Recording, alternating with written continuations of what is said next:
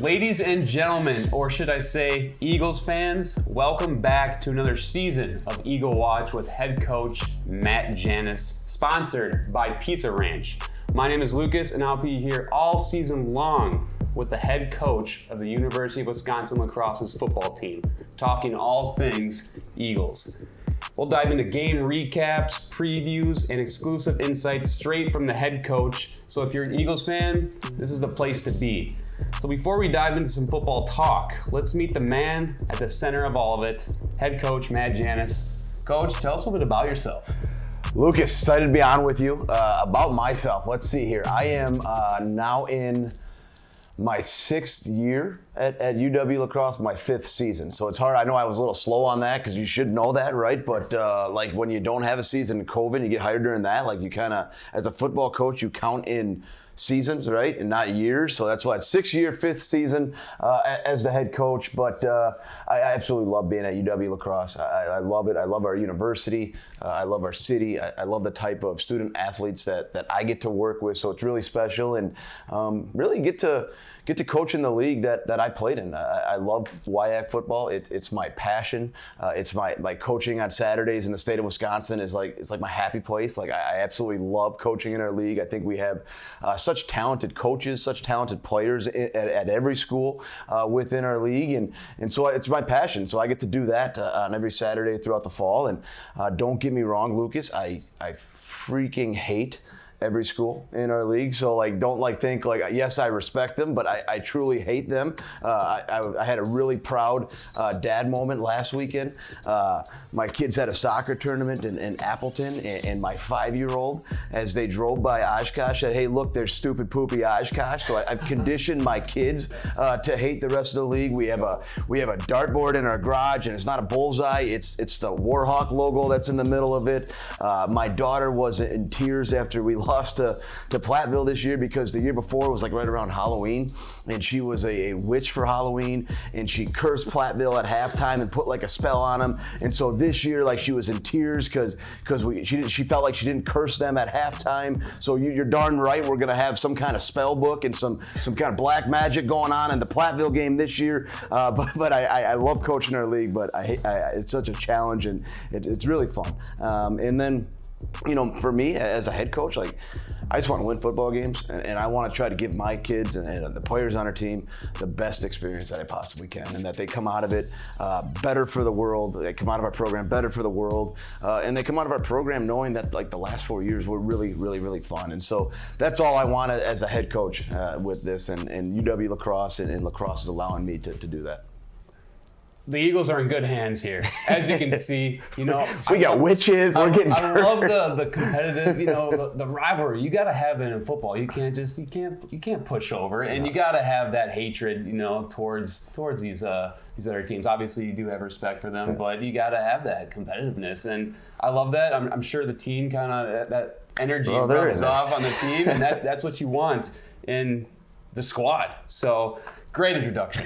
So meet head coach Matt Janis. Excited to talk some ball with you this season. But however, let's hear a word from our sponsor, Pizza Ranch. Pizza Ranch serves buffet your way. Dive into our buffet featuring a variety of legendary pizzas, crispy fried chicken, and classic American sides. And don't miss out on the excitement of our Fun Zone arcade. Pizza Ranch, everyone's favorite buffet. Whether you're getting ready for kickoff or celebrating after a big Eagles win, Pizza Ranch has you covered with their legendary pizza, chicken, and buffet. So Pizza Ranch, thank you so much for sponsoring this show. All right, Coach. Let's talk some ball. So the weather's cooling off. It's the best time of the year, and we got, first matchup coming up. But let's rewind a little bit. How was the off season for this program? What kind of work went into preparing for this upcoming season? Yeah, I think it was really different. I think it starts, with.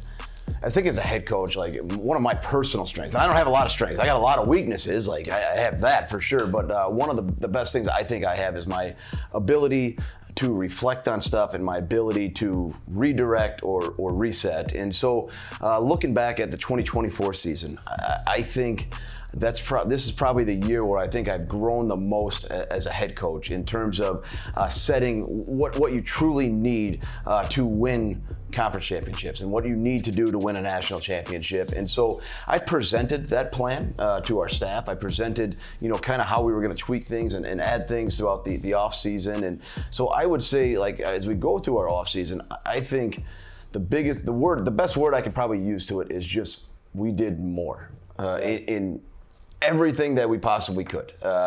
We just did more with our guys, and they responded with everything. And we're limited.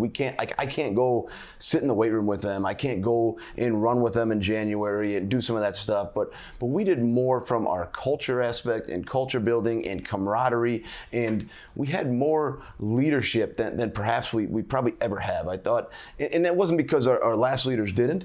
It's because I felt like I finally, like as a head coach, finally empowered our guys to take control of our program. And I think it starts with our captains, and that filtered out to our senior class. And so those guys spent more time investing into each other. We did more from an aspect, especially when we got into spring ball. Like spring ball was hard. It was more. We expected more of them. We had Hell Week in the middle of that, where they were up early for 5 straight days in a row. And we tried to just do more in every aspect, whether it was more with weights, whether it was more with running, whether it was more with culture, whether it was more with our vision, whether it was more with you name it, we did more and poured more into that, and we're really intentional with that. And in turn, our kids answer the bell. I think if you were to grab a UW lacrosse football player and you were to ask him, well, how's your offseason going in May? Like, he would have said, like, we've done more than we ever had before. And so we're really proud of that. And I think what we used the offseason for was to, and it spilled over into training camp, was we wanted to set the standards, and we wanted to create the foundation to what the 2025 football team will be about in everything that we do. Not just like, the X's and O's and, this is what no, like that, not that, like how we're going to practice. That our helmets don't, like little things, right? Like our helmets don't come off during practice. This is how we act when we get to the bench. This is how we do at a water break. This is like all that stuff that we set those standards, and now like that standard's been set, and like we now have like gang policing on our team now. Like they know what it is, they know what the expectation is, and that's great. Like I don't sit at practice anymore yelling about anything. I just get to coach football because we've done all that in the off season and leading throughout the spring ball and training camp with that. So I think we had a really productive, like I said, we kind of reset to some things that we needed to correct off of the 2024 season, and our kids have been absolutely awesome. They've been rock stars with everything and going that whole way with me. Yeah, well-oiled machine, kind of already going into the season, and it's nice to see like that accountability from these students, going into the year. So are you excited to see that kind of translate now that we're here at the start of the season?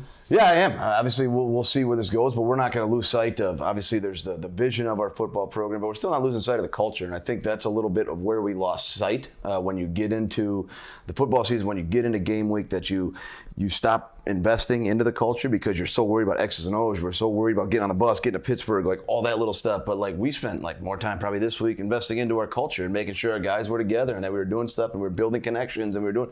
So like our kids are answering that bell, and we'll continue to do that throughout the whole season. You already mentioned Pittsburgh, so you're opening the season on the road against CMU. Pennsylvania, it's a long trip.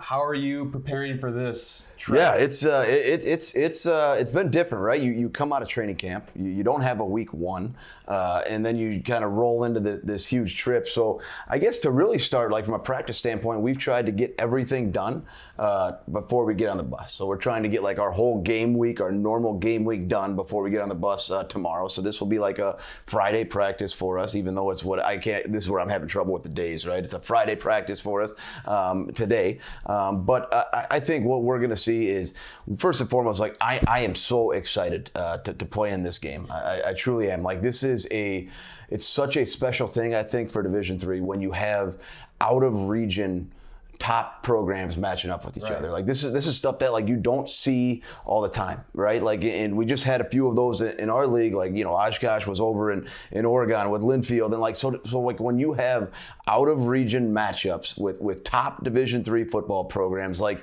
that's so special to play in, right? Like that's just like that alone, I am just truly excited for. Like, and it's a phenomenal program.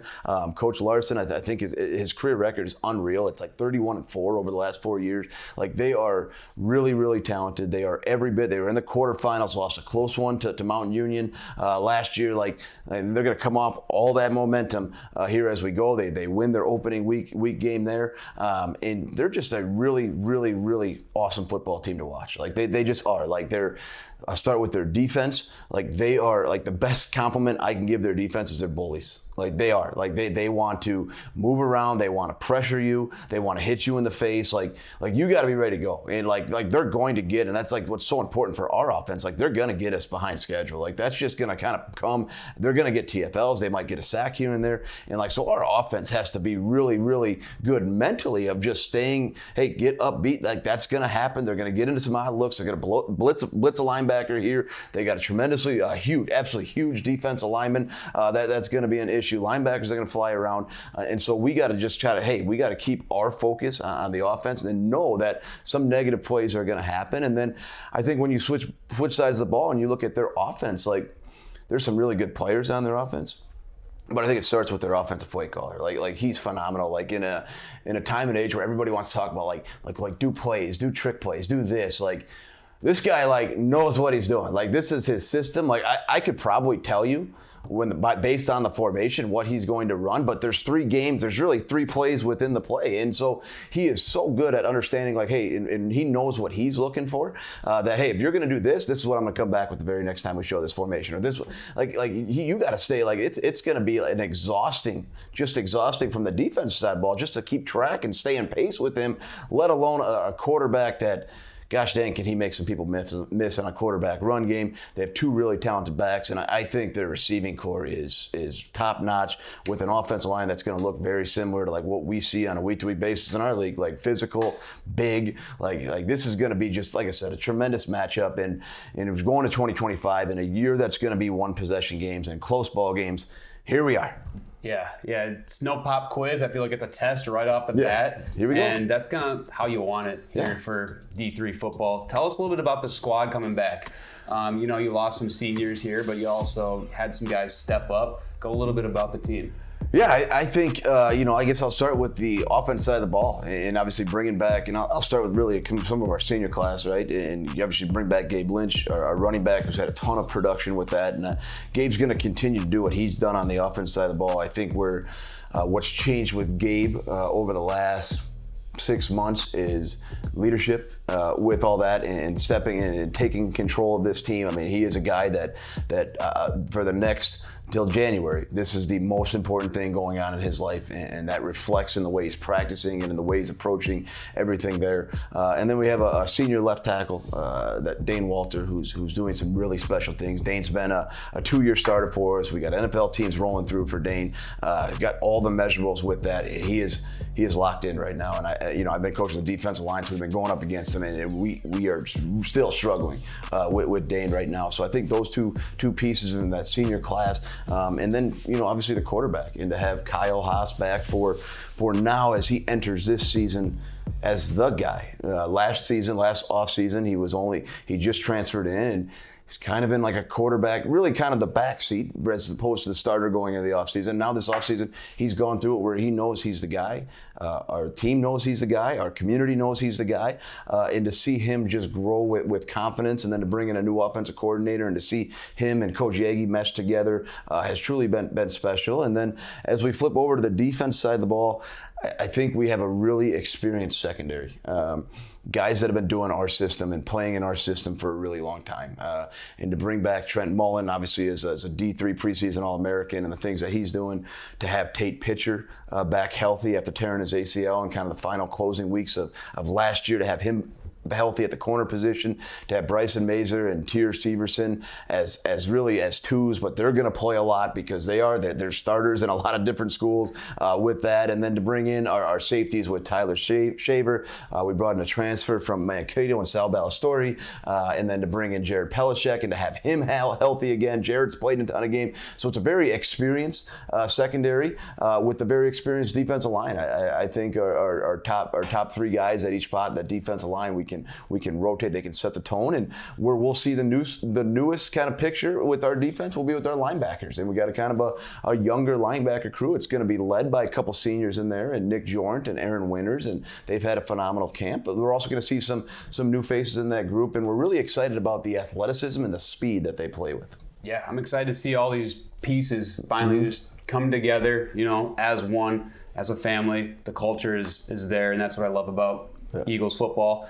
As we head into week 1, what is your message to Eagles Nation? You got a lot of loyal fans. I'm an Eagles fan. Yeah. Tell us a little bit about that message.